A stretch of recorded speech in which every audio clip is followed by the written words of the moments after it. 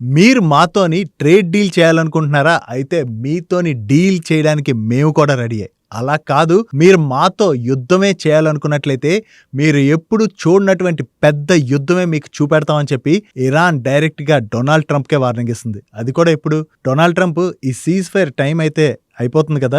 ఈ టైం అయిపోయే ముందు ఆ సీజ్ ఫైర్‌ని ఎక్స్‌టెండ్ చేస్తున్నా అని చెప్పి డొనాల్డ్ ట్రంప్ అనౌన్స్ చేశారు కదా! సో, అతని దగ్గర నుంచి ఈ అనౌన్స్‌మెంట్ వచ్చాక కూడా ఇరాన్ దగ్గర నుంచి ఇటువంటి అగ్రెసివ్ స్టేట్మెంట్స్ రావడంతో అసలు యూఎస్ అండ్ ఇరాన్ మధ్యన second round of piece talks జరుగుతాయా? లేదా? అని చెప్పి మార్కెట్‌లో కన్సర్న్స్ అయితే మొదలయ్యాయి. దీని వలన స్టాక్ మార్కెట్ పైన, గోల్డ్ పైన అండ్ సిల్వర్ పైన ఎటువంటి ఇంపాక్ట్ ఉండొచ్చన్నది ఈరోజు మార్కెట్ అనాలిసిస్‌లోని డీటెయిల్‌గా మాట్లాడుకుందాం. దీంతో పాటు మన స్టాక్ ఆఫ్ ది డేతో పాటు మరికొన్ని ఇంపార్టెంట్ అప్డేట్స్ అండ్ రిజల్ట్స్ ఉన్నాయి. అన్నీ కూడా వన్ బై వన్ క్విక్‌గా డిస్కస్ చేసేద్దాం.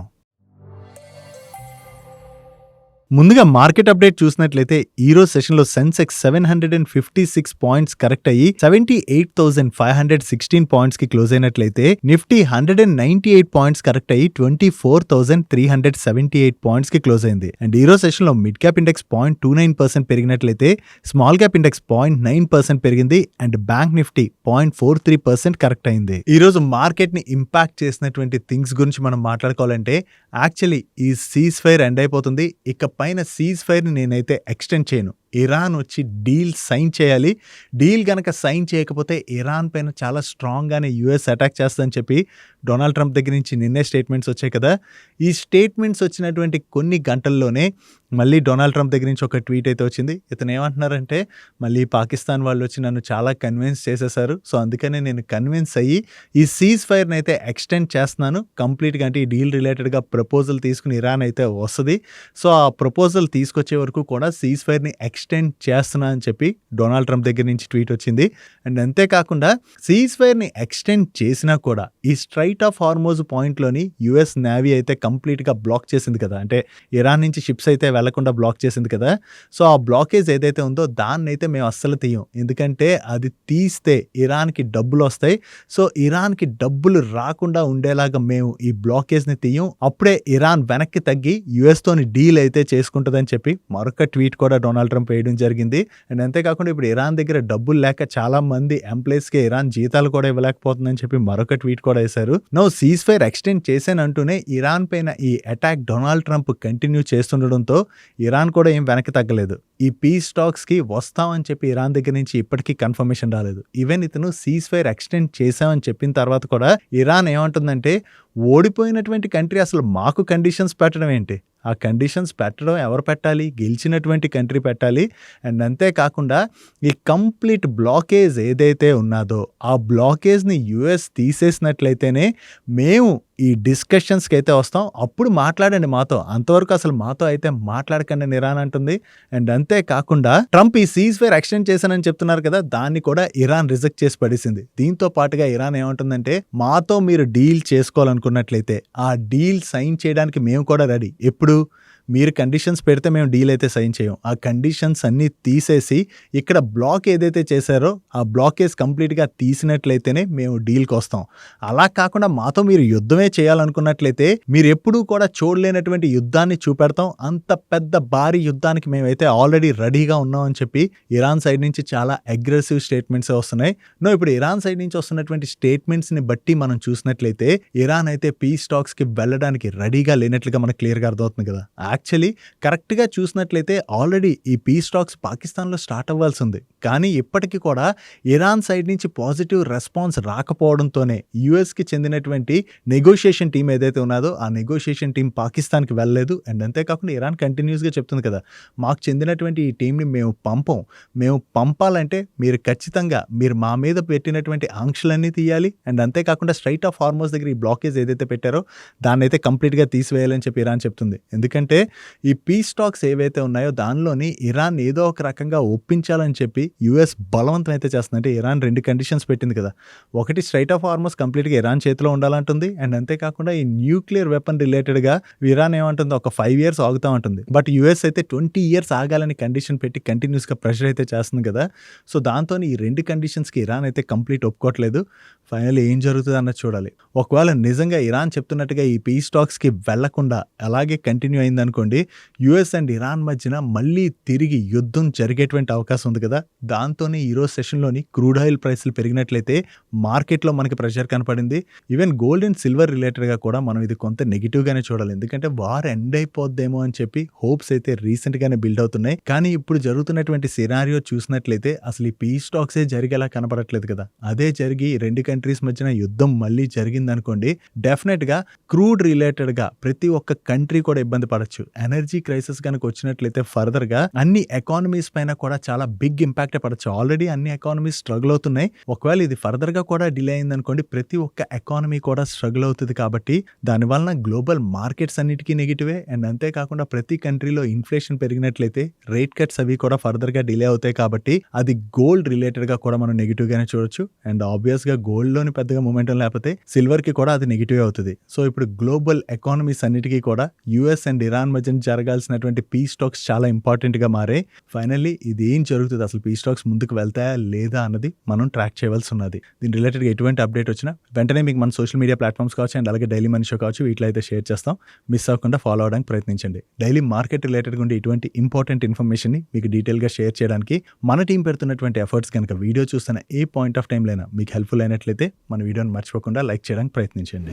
Next coming to the stock of the day. ఈ రోజు స్టాక్ ఆఫ్ ది డేలోని బ్యాటరీ మ్యానుఫ్యాక్చరింగ్ కంపెనీ అయినటువంటి అమర్ రాజా బ్యాటరీస్ రిలేటెడ్గా మాట్లాడుకోవాలి. యాక్చువల్లీ చాలా రోజుల తర్వాత ఈ స్టాక్లోని మనకి చాలా పాజిటివ్ మూమెంటం అయితే కనపడింది కదా ఈరోజు సెషన్లో. దానికి రీజన్ వీళ్ళ మేనేజ్మెంట్ దగ్గర నుంచి వచ్చినటువంటి పాజిటివ్ స్టేట్మెంట్స్. వీళ్ళ మేనేజ్మెంట్ ఏం చెప్తుందంటే వీళ్ళకి టెలికాం అండ్ డేటా సెంటర్ ఈ రెండు సెక్టర్స్ లోని చాలా మంచి ఆపర్చునిటీ కనపడుతున్నదని, అండ్ ఈ టెలికాం సెక్టర్ లోని ఆల్రెడీ వీళ్ళు 1 గిగావాట్ అవర్ లిథియం అయాన్ కెపాసిటీని అయితే సక్సెస్ఫుల్లీ ఇన్స్టాల్ చేసేసాం. ఇది జస్ట్ స్టార్టింగ్ మాత్రమే. ఈ ఇయర్ లోనే మరొక 1.5 గిగావాట్ అవర్ కెపాసిటీని అయితే వీళ్ళు టెలికాం సెక్టర్ లో డిప్లాయ్ చేయబోతున్నట్టుగా. సో దీనివల్ల టెలికాం సెక్టర్ లో చాలా మంచి ఆపర్చునిటీ అయితే వీళ్ళకి కనపడుతున్నదని చెప్పి వీళ్ళ మేనేజ్మెంట్ చెప్తుంది. అండ్ అంతే కాకుండా వీళ్ళ సెల్ ప్రొడక్షన్ ఫెసిలిటీ ఉన్నది కదా, దీనిలోని ఫస్ట్ ఫేజ్ ప్రొడక్షన్ అయితే ఈ జూన్ నుంచి స్టార్ట్ చేస్తామని, అండ్ అంతే కాకుండా ఇది ఫుల్ ఫ్లెజ్డ్ కెపాసిటీతో రన్ అయినట్లయితే 60 to 80 మెగావాట్ అవర్ అయితే ఇది డెలివర్ చేస్తుందని. అండ్ దీంతో పాటుగా వీళ్ళ 2 గిగావాట్ అవర్ గిగా ఫ్యాక్టరీ ఉన్నది కదా, ఈ గిగా ఫ్యాక్టరీ 2027 ఎండింగ్ కల్లా కూడా ఇక్కడ ఆపరేషన్స్ అయితే స్టార్ట్ అవుతాయని చెప్పి ఎక్స్పెక్ట్ చేస్తున్నట్టుగా, దాని రిలేటెడ్ గా వర్క్ కూడా చాలా ఫాస్ట్ గా జరుగుతుందని చెప్తుంది. దీంతో పాటుగా 2032 వరకు కూడా వీళ్ళు 10,000 crores అయితే ఇన్వెస్ట్మెంట్ చేయబోతున్నట్టుగా వీళ్ళ మేనేజ్మెంట్ దగ్గర నుంచి స్టేట్మెంట్స్ రావడం జరిగింది. ఓవరాల్ గా వీళ్ళ మేనేజ్మెంట్ దగ్గర నుంచి ఫ్యూచర్ రిలేటెడ్ గా ఇంత పాజిటివ్ కామెంటరీ రావడంతోనే ఈ రోజు సెషన్ లో స్టాక్ అయితే ఇంత పాజిటివ్ గా రియాక్ట్ అయింది. అండ్ వాల్యుయేషన్ పరంగా చూసినా కూడా ప్రెసెంట్ ఈ బ్యాటరీ మ్యానుఫ్యాక్చరింగ్ కంపెనీస్ అయినటువంటి అమర్ రాజా కావచ్చు, ఎక్సైడ్ కావచ్చు, కొంత బెటర్ వాల్యుయేషన్ లోనే ట్రేడ్ అవుతున్నాయి. సో మేనేజ్మెంట్ చెప్తున్నట్టుగా ఒకవేళ వీళ్ళు ఈ గ్రోత్ కనుక డెలివర్ చేయగలిసినట్లయితే డెఫినెట్ గా అది కంపెనీకి పాజిటివ్ అవుతుంది. సో వీళ్ళు చెప్తున్నట్టుగా ఆ గ్రోత్ డెలివర్ చేయగలరా లేదా అన్నది మనం చూడవలసి ఉన్నది. నెక్స్ట్ ప్రెసెంట్ అట్రాక్టివ్ గా ట్రేడ్ అవుతున్నటువంటి 4 స్టాక్స్ రిలేటెడ్ గా మనం ఇప్పుడు మాట్లాడుకోబోతున్నాం. ఈ స్టాక్స్ గురించి మాట్లాడుకునే ముందు యాక్చువల్లీ ఈ సెక్టర్ రిలేటెడ్ గా మన ఛానల్లోని చాలా సార్లు డిస్కస్ కూడా చేసాం. అదే ప్రైవేట్ బ్యాంక్స్ రిలేటెడ్ గా. ప్రైవేట్ బ్యాంక్స్ మనం వాళ్ళకి యావరేజ్ 10 years యావరేజ్ తో కంపేర్ చేసినట్లయితే స్టిల్ చాలా అట్రాక్టివ్ వాల్యుయేషన్స్ లో ట్రేడ్ అవుతున్నాయని చెప్పి మల్టిపుల్ టైమ్స్ మన ఛానల్లో మాట్లాడుకున్నాం కదా. ఇప్పటికీ కూడా చూసినట్లయితే most of the private banks attractive valuations లోనే ట్రేడ్ అవుతున్నాయి. ఇప్పుడు డిఎస్పీ మ్యూచువల్ ఫండ్ వాళ్ళు షేర్ చేస్తున్న దాని ప్రకారం HDFC bank, Kotak bank, axis bank and అలాగే ఐసిఐసిఐ బ్యాంక్, ఈ 4 లార్జ్ ప్రైవేట్ బ్యాంక్స్ కూడా స్టిల్ అట్రాక్టివ్ వాల్యుయేషన్స్ లోనే ట్రేడ్ అవుతున్నాయి. దట్టు ఈ బ్యాంక్స్ మనం చూసేటప్పుడు వీళ్ళ ప్రైస్ టు బుక్ వాల్యూ అయితే మనం చెక్ చేస్తాం కదా. ఈ ప్రైస్ టు బుక్ వాల్యూ పరంగా మనం చెక్ చేసినట్లయితే దీనిలోని Axis bank, HDFC bank and Kotak bank ఈ 3 కూడా 1.8 to 2 times price to book వాల్యూలో అయితే ట్రేడ్ అవుతున్నాయి. వీటి 10 years యావరేజ్ తో మనం కంపేర్ చేసినా స్టిల్ ఇంకా ఇవి బిలో వాల్యుయేషన్ లోనే ట్రేడ్ అవుతున్నాయి. బట్ ఐసిఐసిఐ బ్యాంక్ విషయంకి వచ్చేసరికి ఐసిఐసిఐ బ్యాంక్ అయితే 2.6 times ప్రైస్ టు బుక్ వాల్యూలో అయితే ట్రేడ్ అవుతుంది. కొంచెం ఐసిఐసిఐ బ్యాంక్ వీటికన్నా కూడా కొంత హై వాల్యుయేషన్ లో ట్రేడ్ అవుతున్నా ఈ ఐసిఐసిఐ బ్యాంక్ డెలివర్ చేస్తున్నటువంటి గ్రోత్ ప్రకారం చూసినట్లయితే స్టిల్ ఐసిఐసిఐ బ్యాంక్ కూడా అట్రాక్టివ్ వాల్యుయేషన్ లోనే ట్రేడ్ అవుతుందని. సో ఈ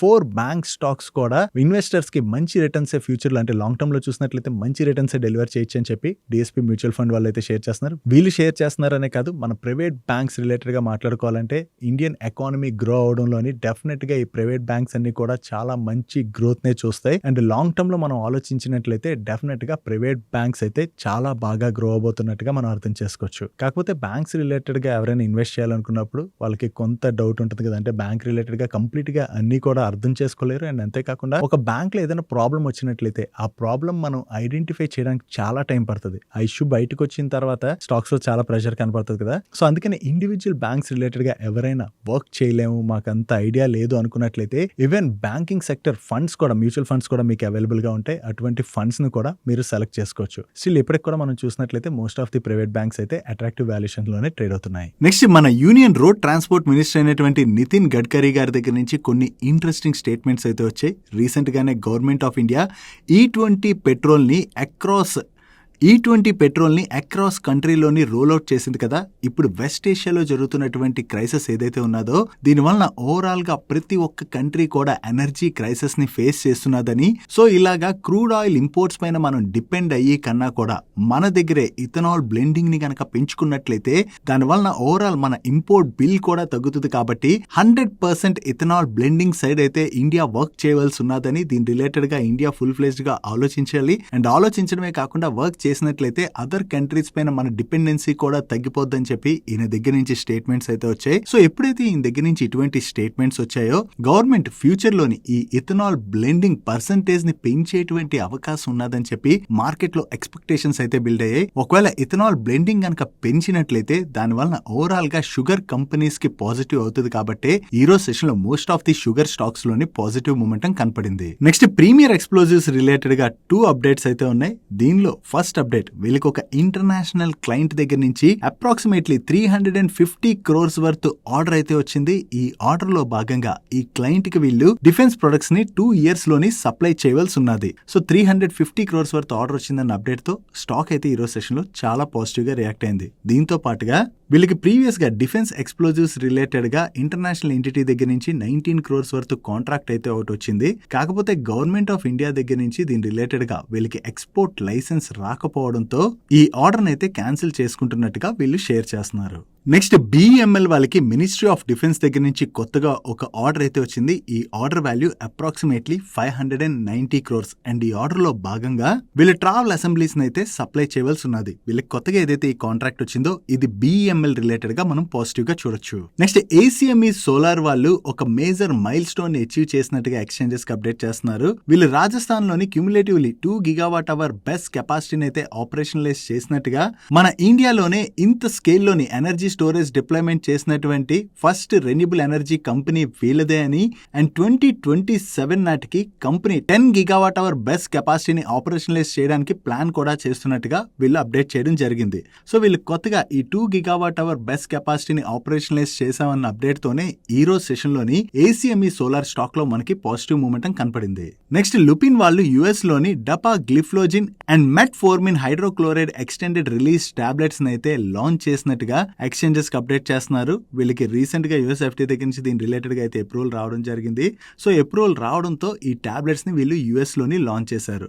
US లో కొత్తగా ఈ టాబ్లెట్స్ ని లాంచ్ చేయడం వల్ల US లో వీటి రిలేటెడ్ గా ఉన్నటువంటి ఆపర్చునిటీని లుపిన్ క్యాటర్ చేసేటువంటి అవకాశం ఉంది. కాబట్టి ఇది లుపిన్ రిలేటెడ్ గా మనం పాజిటివ్ గా చూడొచ్చు. నెక్స్ట్ సుప్రియా లైఫ్ సైన్సెస్ వాళ్ళకి మహారాష్ట్రలో ఉన్నటువంటి వన్ ఆఫ్ ది మ్యానుఫ్యాక్చరింగ్ ఫెసిలిటీలోని ఈ February 2 నుంచి February 6 మధ్యన US FTA వాళ్ళు ఇన్స్పెక్షన్ కండక్ట్ చేసి దానిలో భాగంగా వీళ్ళకి ఆల్రెడీ ఫార్మ్ 483 తోని 1 మైనర్ అబ్జర్వేషన్ అయితే ఇష్యూ చేశారు. ఈ అబ్జర్వేషన్ రిలేటెడ్ గా ఏదైతే ఉన్నదో దాన్ని ఆల్రెడీ కంపెనీ అడ్రస్ చేసిందని, దాంతో ఇప్పుడు US FTA దగ్గర నుంచి వీళ్ళకి ఎస్టాబ్లిష్మెంట్ ఇన్స్పెక్షన్ రిపోర్ట్ వచ్చినట్టుగా వీళ్ళ ఎక్స్చేంజెస్ కి అప్డేట్ చేస్తున్నారు. అంటే ఈ ఇన్స్పెక్షన్ సక్సెస్ఫుల్లీ క్లోజ్ అయినట్టుగా మనం అర్థం చేసుకోవచ్చు. So US FTA inspection successfully close అయిందన్న ఈ అప్డేట్ తోనే ఈ రోజు సెషన్ లో Supriya life sciences stock positive గా రియాక్ట్ అయింది. నెక్స్ట్ ఎస్కార్ట్స్ కుబోటా వాళ్ళు వాళ్ళ డిజీ ట్రాక్ ఫుల్ సిరీస్ లో భాగంగా 3 న్యూ ట్రాక్టర్ మోడల్స్ అయితే వీళ్ళు లాంచ్ చేశారు. దీంతో వీళ్ళ డిజీ ట్రాక్ సిరీస్ లోని ఇప్పటి వరకు 5 మోడల్స్ ని లాంచ్ చేసినట్టుగా వీళ్ళు ఎక్స్చేంజెస్ కి అప్డేట్ చేస్తున్నారు. సో ఇప్పుడు కొత్తగా లాంచ్ చేసినటువంటి ఈ 3 మోడల్స్ కి మార్కెట్ లో మంచి రెస్పాన్స్ వచ్చి సేల్స్ గానీ బాగా జరిగాయి అనుకోండి, అది ఎస్కార్ట్స్ కుబోటా వాళ్ళకి పాజిటివ్ కానుంది. నెక్స్ట్ L&T వాళ్ళ సబ్సిడరీ కంపెనీ అయినటువంటి L&T energy green tech limited వాళ్ళు జపాన్ కి చెందినటువంటి ITOCHU కార్పొరేషన్ వాళ్ళతోని ఒక లాంగ్ టర్మ్ పార్ట్నర్షిప్ లోకి ఎంటర్ అయ్యారు.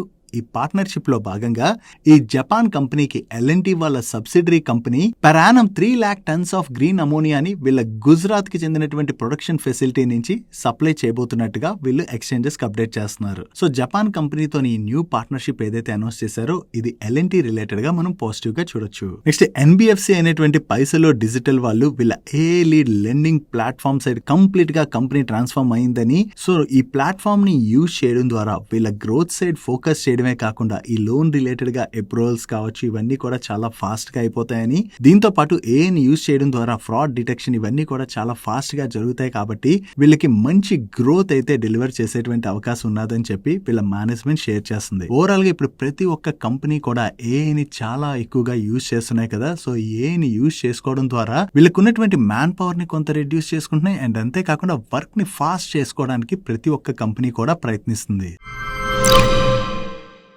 నెక్స్ట్ HCL టెక్నాలజీస్ వాళ్ళ రిజల్ట్స్ గురించి మనం డిస్కస్ చేసుకుందాం. వీళ్ళ నెంబర్స్ మనం చూసినట్లయితే లాస్ట్ ఇయర్ సేమ్ క్వార్టర్ తో కంపేర్ చేస్తే ఈ క్వార్టర్ లోని వీళ్ళ రెవెన్యూస్ లో ఇంప్రూవ్మెంట్ కనపడుతున్నా సీక్వెన్షియల్ బేసిస్ లో మాత్రం వీళ్ళ రెవెన్యూస్ లో డ్రాప్ కనపడుతుంది. అండ్ ఎబిట్ లో అయితే లాస్ట్ ఇయర్ సేమ్ క్వార్టర్ తో కంపేర్ చేసిన ప్రీవియస్ క్వార్టర్ తో కంపేర్ చేసిన ఈ క్వార్టర్ లో డ్రాప్ కనిపిస్తుంది. అండ్ నెట్ ఇన్కమ్ లో కూడా మీరు సిమిలర్ సినారియోనే అబ్జర్వ్ చేయొచ్చు. అండ్ ఈ క్వార్టర్ లో వీళ్ళ ఎబిట్ మార్జిన్స్ ఇంపాక్ట్ అయ్యాయి అండ్ అలాగే నెట్ ఇన్కమ్ మార్జిన్స్ కూడా ఇంపాక్ట్ అయ్యాయి. ఓవరాల్ గా ఈ క్వార్టర్ లో వీళ్ళ రిజల్ట్స్ వీక్ గా ఉండడంతో పాటు ఫైనాన్షియల్ ఇయర్ 27 రిలేటెడ్ గా వీళ్ళ గైడెన్స్ కూడా వీక్ గా ఇవ్వడం జరిగింది. ఫైనాన్షియల్ ఇయర్ 27 లోని కాన్స్టెంట్ కరెన్సీ టర్మ్స్ లోని వీళ్ళ రెవెన్యూస్ లో 1 to 4% గ్రోత్ డెలివర్ చేయొచ్చని, 17.5% to 18.5% in between EBIT margins generate చేయొచ్చని చెప్పి వీళ్ళ గైడెన్స్ ఇవ్వడం జరిగింది. ఓవరాల్ గా ఈ క్వార్టర్ లో వీళ్ళ నెంబర్స్ మార్కెట్ ని డిసప్పాయింట్ చేయడంతోనే ఈ రోజు సెషన్ లో HCL టెక్నాలజీ స్టాక్ లో మనకి ప్రెషర్ కనపడింది. నెక్స్ట్ పర్సిస్టెంట్ సిస్టమ్స్ వాళ్ళ నెంబర్స్ కూడా వీళ్ళ నెంబర్స్ ఎలా ఉన్నాయి చూద్దాం. వీళ్ళ రెవెన్యూస్ లో ఇయర్ ఆన్ ఇయర్ లో 25% పైన గ్రోత్ డెలివర్ చేసినట్లయితే సీక్వెన్షియల్ బేసిస్ లో 7.4% గ్రోత్ డెలివర్ చేశారు. అండ్ ఎబిట్ లో ఇయర్ ఆన్ ఇయర్ లో 30% పైన గ్రోత్ డెలివర్ చేసినట్లయితే సీక్వెన్షియల్ బేసిస్ లో 21% గ్రోత్ డెలివర్ చేయడం జరిగింది. ఈవెన్ ప్యాట్ లో మనం చూసిన ఇయర్ ఆన్ ఇయర్ లోను సీక్వెన్షియల్ బేసిస్ లోను మంచి గ్రోత్ కనిపిస్తుంది. అండ్ ఈ క్వార్టర్ లోని వీళ్ళ ఎబిట్ మార్జిన్స్ లోను ప్యాట్ మార్జిన్స్ లో కూడా ఇంప్రూవ్మెంట్ కనిపిస్తుంది. బట్ స్టిల్ ఈ రోజు సెషన్ లో స్టాక్ లో అయితే ప్రెషర్ చూసాం కదా, దానికి రీజన్ వీళ్ళు ఇంకా బెటర్ గ్రోత్ డెలివర్ చేయొచ్చు అని చెప్పి మార్కెట్ అయితే ఎక్స్పెక్ట్ చేసింది. సో మార్కెట్ ఎక్స్పెక్ట్ చేసిన దానికన్నా కూడా వీళ్ళు వీక్ గ్రోత్ డెలివర్ చేసేసరికి ఈ రోజు సెషన్ లో కొంత డిసప్పాయింట్మెంట్ కనపడి మనకి పర్సిస్టెంట్ సిస్టమ్ స్టాక్ లోని ప్రెషర్ కనపడింది. అండ్ ఈ రిజల్ట్స్ తో పాటు పర్సిస్టెంట్ సిస్టమ్స్ వాళ్ళ board 18 rupees per share dividend ని రికమెండ్ చేసింది. నెక్స్ట్ టాటా ఎల్ఎక్సీ వాళ్ళ నెంబర్స్ వచ్చి వీళ్ళ నెంబర్స్ ఎలా ఉన్నాయి చూద్దాం. వీళ్ళ రెవెన్యూస్ లో ఇయర్ ఆన్ ఇయర్ లో 9.4% గ్రోత్ డెలివర్ చేసినట్లయితే సీక్వెన్షియల్ బేసిస్ లోని 4.2% గ్రోత్ డెలివర్ చేశారు. అండ్ వీళ్ళ ప్యాట్ లో ఇయర్ ఆన్ ఇయర్ లో 27.8% గ్రోత్ కనపడుతున్నట్లయితే సీక్వెన్షియల్ బేసిస్ లో 23% గ్రోత్ డెలివర్ చేయడం జరిగింది. సెగ్మెంట్ వైజ్ చూసిన ట్రాన్స్పోర్టేషన్ రెవెన్యూస్ లోని సీక్వెన్షియల్ బేసిస్ లో 3.6% గ్రోత్ డెలివర్ చేసినట్లయితే media and communication segment revenues లోని 9.5% గ్రోత్ డెలివర్ చేశారు. బట్ హెల్త్ కేర్ సెగ్మెంట్ లో మాత్రం డ్రాప్ కనిపిస్తుంది. ఓవరాల్ గా ఇక్కడ నెంబర్స్ చూడడానికి బానే ఉన్నాయి కదా, కానీ ఈ రోజు సెషన్ లో స్టాక్ లో బానే ప్రెషర్ కనపడింది. దానికి రీజన్ ఫైనాన్షియల్ ఇయర్ 27 రిలేటెడ్ గా వీళ్ళ మేనేజ్మెంట్ దగ్గర నుంచి వచ్చినటువంటి స్టేట్మెంట్. వీళ్ళ మేనేజ్మెంట్ ఏం చెప్తుందంటే ఫైనాన్షియల్ ఇయర్ 27 లోని గ్రాడ్యువల్ గా గ్రోత్ వచ్చేటువంటి అవకాశం ఉన్నది. ఈ ఫైనాన్షియల్ ఇయర్ 27 లో కొంత టఫ్ టైం ఫేస్ చేసేటువంటి అవకాశం ఉన్నది అన్నట్టుగా మేనేజ్మెంట్ దగ్గర నుంచి కామెంట్స్ వచ్చేసరికి ఈ రోజు సెషన్ లో స్టాక్ లో మనకి ప్రెషర్ కనపడింది. Next premium real estate developer అయినటువంటి సన్టెక్ రియాలిటీ వాళ్ళ నెంబర్స్ వచ్చే వీళ్ళ నెంబర్స్ ఎలా ఉన్నాయి చూద్దాం. లాస్ట్ ఇయర్ సేమ్ క్వార్టర్ తో కంపేర్ చేస్తే ఈ క్వార్టర్ లో వీళ్ళ రెవెన్యూస్ లో 65% గ్రోత్ డెలివర్ చేసినట్లయితే ఎబిటాలో 41% గ్రోత్ డెలివర్ చేశారు. అండ్ ప్యాట్ లోని 25% గ్రోత్ డెలివర్ చేయడం జరిగింది. But last year same quarter తో కంపేర్ చేస్తే ఈ క్వార్టర్ లోని వీళ్ళ ఎబిటా మార్జిన్స్ లోను ప్యాట్ మార్జిన్స్ లోను డ్రాప్ కనిపిస్తుంది. అండ్ సీక్వెన్షియల్ బేసిస్ లో మనం కంపేర్ చేసినట్లయితే వీళ్ళ ఆపరేటింగ్ రెవెన్యూ లో డ్రాప్ కనపడుతున్నది, కానీ ఈ క్వార్టర్ లోని వీళ్ళ ఎక్స్పెన్సెస్ తగ్గడంతో బాటమ్ లైన్ లో మాత్రం ఇంప్రూవ్మెంట్ కనిపిస్తుంది. ఓవరాల్ గా ఈ క్వార్టర్ లో వీళ్ళ నెంబర్స్ ఎక్స్పెక్టెడ్ కన్నా కూడా బెటర్ గా ఉండడంతో ఈ రోజు సెషన్ లో సన్టెక్ రియాలిటీ స్టాక్ లో మనకి పాజిటివ్ మూమెంటం కనపడింది. నెక్స్ట్ ఈ రోజు సెషన్ లోని అనదర్ ఐటీ కంపెనీ అయినటువంటి టెక్ మహీంద్రా వాళ్ళ నెంబర్స్ వచ్చే వీళ్ళ నెంబర్స్ ఎలా ఉన్నాయి చూద్దాం. కాన్స్టెంట్ కరెన్సీ టర్మ్స్ లోని వీళ్ళ రెవెన్యూస్ లో ఇయర్ ఆన్ ఇయర్ లో 2.4% గ్రోత్ డెలివర్ చేసినట్లయితే సీక్వెన్షియల్ బేసిస్ లో 0.6% గ్రోత్ డెలివర్ చేయడం జరిగింది. ఐటీ సెగ్మెంట్ రెవెన్యూస్ లోని సీక్వెన్షియల్ బేసిస్ లో వీళ్ళు 1% గ్రోత్ డెలివర్ చేశారు. అండ్ బీపీఎస్ సెగ్మెంట్ రెవెన్యూస్ లో సీక్వెన్షియల్ బేసిస్ లో 0.5% గ్రోత్ డెలివర్ చేయడం జరిగింది. కమింగ్ టు ప్రాఫిటబిలిటీ వీళ్ళ ఎబిట్ లో ఇయర్ ఆన్ ఇయర్ లో 36.3% గ్రోత్ డెలివర్ చేసినట్లయితే సీక్వెన్షియల్ బేసిస్ లో 5.5% 10% గ్రోత్ డెలివర్ చేశారు. అండ్ ఈవెన్ ఈ క్వార్టర్ లోని వీళ్ళ ఎబిట్ మార్జిన్స్ లో కూడా ఇంప్రూవ్మెంట్ కనిపిస్తుంది. అండ్ ప్యాట్ లోని ఇయర్ ఆన్ ఇయర్ లో వీళ్ళు 6.7% గ్రోత్ డెలివర్ చేయడం జరిగింది. అండ్ ఈ క్వార్టర్ లోని వీళ్ళ అట్రిషన్ రేట్ 12.1% గా ఉన్నది. అండ్ ఈ క్వార్టర్ లో వీళ్ళ విన్ అయినటువంటి డీల్స్ లో కూడా 41.6% గ్రోత్ డెలివర్ చేశారు. ఓవరాల్ గా వీళ్ళ నెంబర్స్ లో మరీ అంత బీభత్సమైన గ్రోత్ డెలివర్ చేయలేదు, కానీ ఎక్స్పెక్టెడ్ లెవెల్లోనే వీళ్ళ నెంబర్స్ ఉండడంతో ఈ రిజల్ట్స్ వచ్చిన తర్వాత మార్నింగ్ నుంచి స్టాక్ లో చాలా ప్రెషర్ కనపడింది. బట్ రిజల్ట్స్ వచ్చిన తర్వాత స్టాక్ కొంత రికవర్ అయింది. నెక్స్ట్ ట్రెంట్ వాళ్ళ నెంబర్స్ వచ్చే వీళ్ళ నెంబర్స్ ఎలా ఉన్నాయి చూద్దాం. లాస్ట్ ఇయర్ సేమ్ క్వార్టర్ తో కంపేర్ చేస్తే ఈ క్వార్టర్ లోని వీళ్ళ ఆపరేటింగ్ రెవెన్యూలో 19% గ్రోత్ డెలివర్ చేసినట్లయితే ఆపరేటింగ్ ఎబిటాలో 44% గ్రోత్ డెలివర్ చేశారు. అండ్ ప్యాట్ లో 33% గ్రోత్ డెలివర్ చేయడం జరిగింది. అండ్ ఈ క్వార్టర్ లోని వీళ్ళు కొత్తగా 23 న్యూ వెస్ట్ సైడ్ స్టోర్స్ ని యాడ్ చేసినట్లయితే 109 జూడియో స్టోర్స్ ని అయితే యాడ్ చేశారు. అండ్ దీంతో పాటుగా వీళ్ళ బోర్డు బోనస్ ఇష్యూను కూడా రికమెండ్ చేసింది. ఎవరి దగ్గర అయితే రికార్డ్ డేట్ నాటికి ట్రెంట్ యొక్క 2 షేర్స్ ఉంటాయో వాళ్ళకి 1 షేర్ ని వీళ్ళు బోనస్ గా ఇష్యూ చేయబోతున్నారు. ఇంకా ఈ బోనస్ ఇష్యూ రిలేటెడ్ గా వీళ్ళకి వేరియస్ అప్రూవల్స్ రావాలి. వన్స్ ఈ అప్రూవల్స్ వచ్చిన తర్వాత వీళ్ళు ఈ బోనస్ ఇష్యూ రిలేటెడ్ గా రికార్డ్ డేట్ ని అనౌన్స్ చేస్తారు. ఓవరాల్ గా చూసుకుంటే ఈ క్వార్టర్ లోని ట్రెంట్ వాళ్ళ నెంబర్స్ అయితే డీసెంట్ గానే ఉన్నాయి. That's it for today's daily మనిషి గైస్. ఈ రోజు డైలీ మనిషిలో మేము షేర్ చేసిన ఇన్ఫర్మేషన్ మీకు హెల్ప్ఫుల్ అయినట్లయితే మన వీడియోని లైక్ చేస్తూ ఛానల్ సబ్స్క్రైబ్ చేసుకోవడం మర్చిపోకండి. నేను చంద్రశేఖర్ పత్రి మరొక ఇంట్రెస్టింగ్ వీడియోతో కలుద్దాం. Good night.